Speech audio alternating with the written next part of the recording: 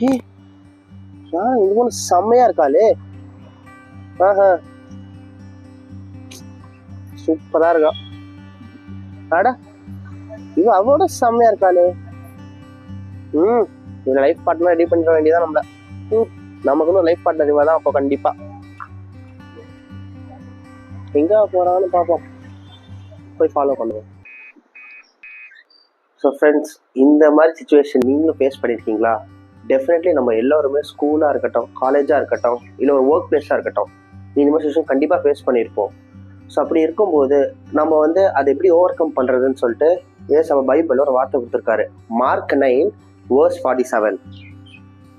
And if your eye causes you to sin, pluck it out. It is better for you to enter the kingdom of God with one eye rather than having 2 eyes to be cast into hell of fire.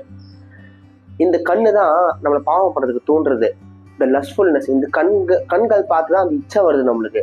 So அந்த இச்சை என்ன ஆகுதுன்னா, அந்த இச்சையினால நம்ம என்னென்ன தேவையில்லாத காரியங்கள், தேவையில்லாத எண்ணங்கள் நம்மளுக்கு மைண்டுக்குள்ளே வருது, நம்ம தாட்ஸை ப்ரொவோக் பண்ணுது. அண்ட் ஃபைன், அதோட ரிசல்ட் என்ன? we will go and end into hell of fire. அப்படி ஒரு வாழ்க்கை வேணுமா? வேணாம்.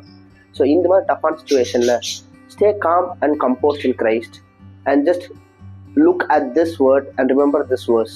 Definitely God will help you out in the situation. Amen.